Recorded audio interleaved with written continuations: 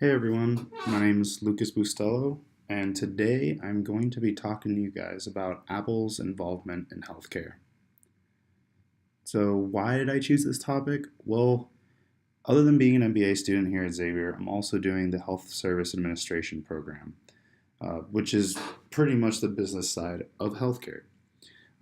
Currently, there's a lot of companies kind of coming from the external market into our field and creating disruption. So, one of the biggest ones is Apple, and I kind of wanted to learn a little bit more about what they're doing in respects to improving outcomes in healthcare.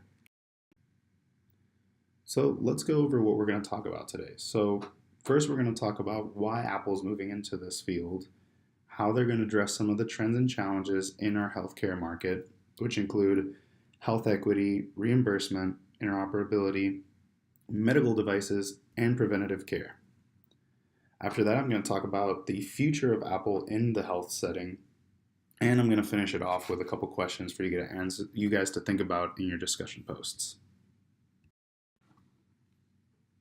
So, why is Apple moving into healthcare?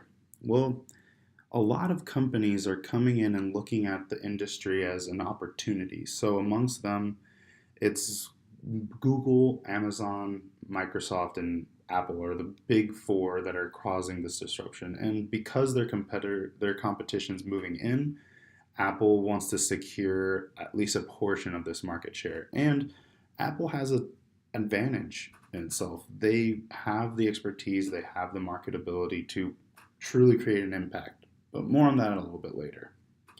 Um, they want to reach new demographics through this, so they want to target low income and the elderly populations, which are considerably neglected by Apple when it comes to these offerings. But those are the two communities that could potentially benefit the most from Apple's involvement.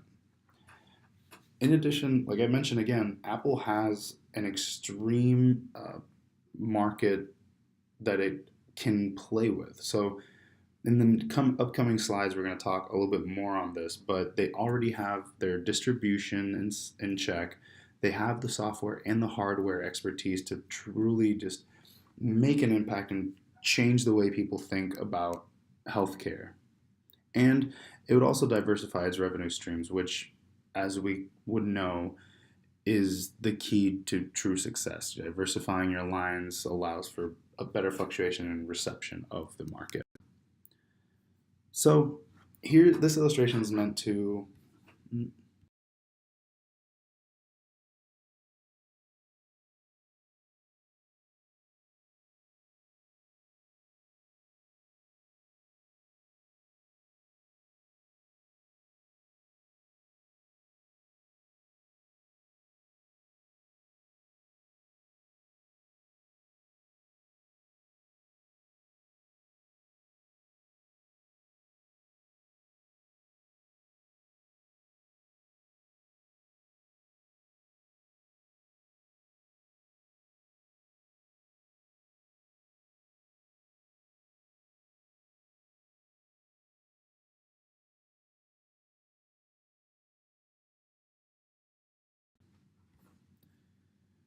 Apple, like many other companies, prides itself on its ecosystem.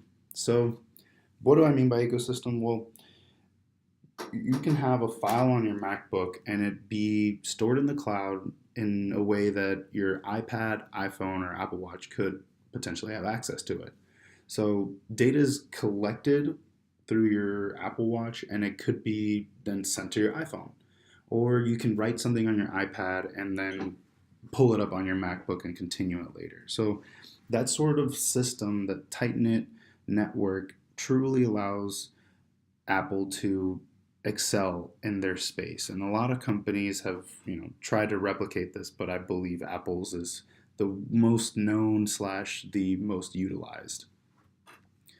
Um, and this is presenting an opportunity for them in the space of interoperability. So by interoperability, what I mean is the ability for a computer system or a software to exchange data with another and it be used or usable.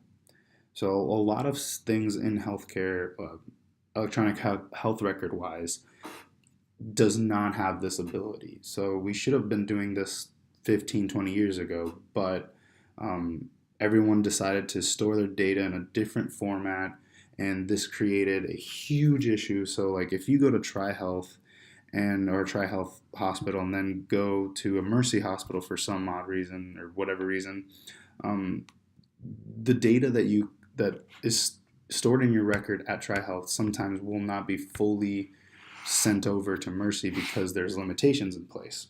There's been a lot of work as to that here in Cincinnati, but in general, like if we were to put it as in like if you lived in New York and your health records were there and you went to California, doctors in California won't necessarily know what you've had done or anything about your past. So having this allows Apple to kind of uh, push the boundaries of what it could be. So a little bit more on interoperability. Basically, what Apple's doing is after it collects its data, it's storing it as an FHIR, which is a beta health record system that they're trying to implement for hospitals specifically.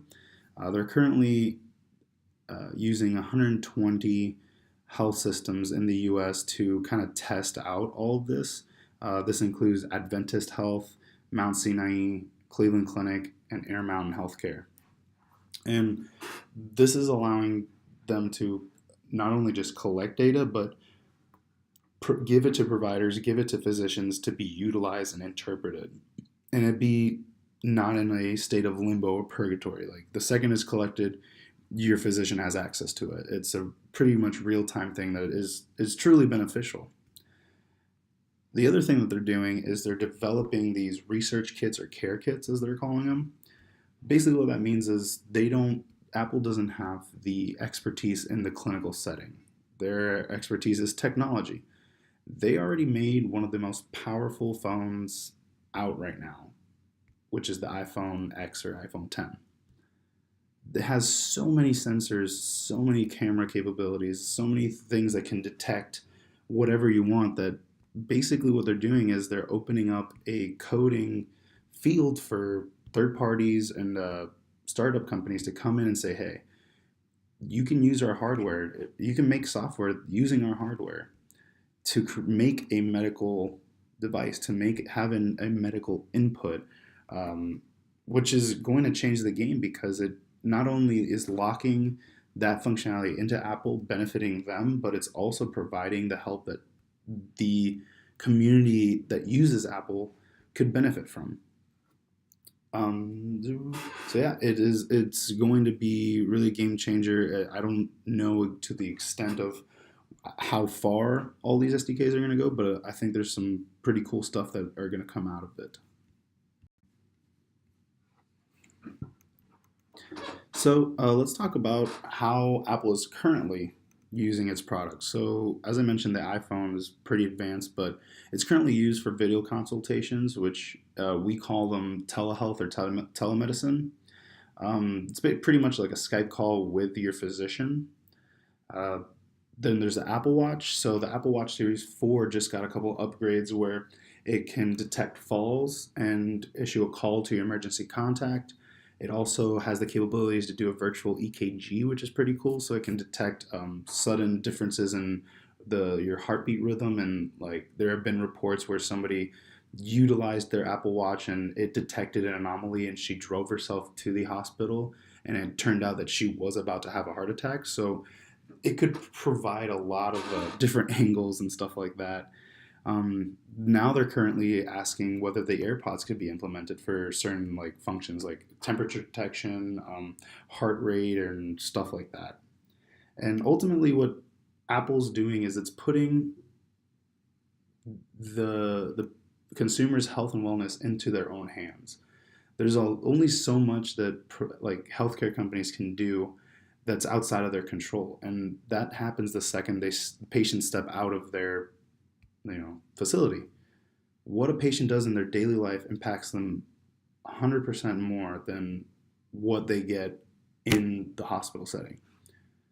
Like what the choices they make, the activities they participate in, create sort of the bigger picture around their health and wellness. And Apple's just giving people tools to enable that further education and implementation of wellness practices.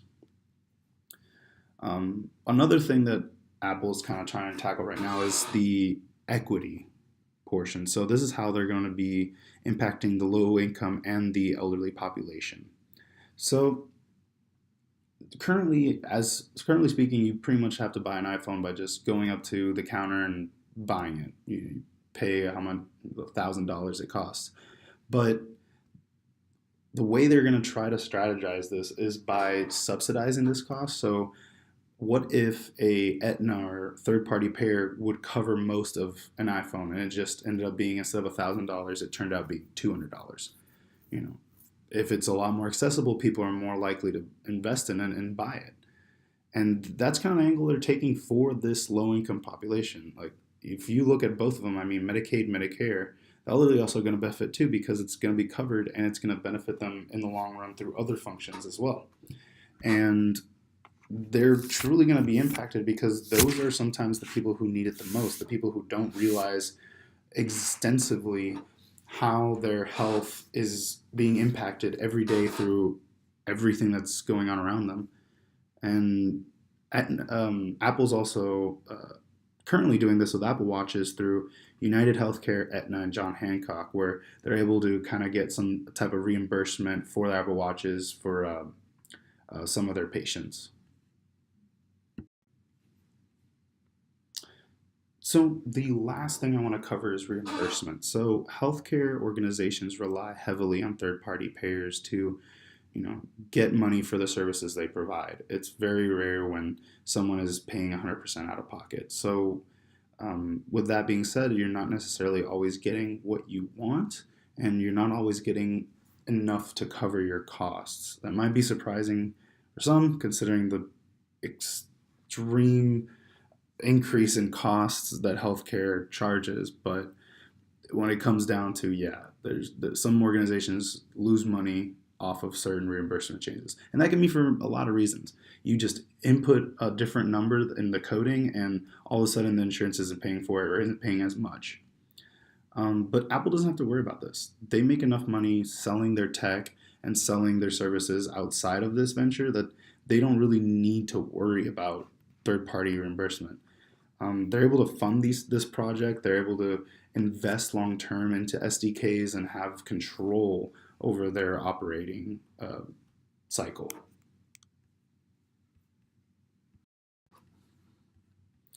So, what's the future for Apple? Well, they kind of want to change the healthcare delivery model from a reactive model to a proactive model. Reactive being, patient detects illness or some anomaly, seeks medical attention, and then data is collected in order to create a diagnosis. What Apple wants to do is make it proactive, to where data collection is happening continuously. That way, when that problem does arise or before it does arise, it alerts the patient and the provider in order for measures to be taken that just facilitate a diagnosis, to where the second something happens, an algorithm can pretty much determine what the most likely diagnosis could be, and the delivery of care would be a lot more efficient and a lot faster. Apple is currently connecting people through telemedicine, which is that FaceTime I was talking about before. They have a system in place and a organization that they're working with heavily to kind of develop that. Again, it's just pretty much a FaceTime where it eliminates you having to go to the physician office, but it still gives you the information you need as to, medical advice.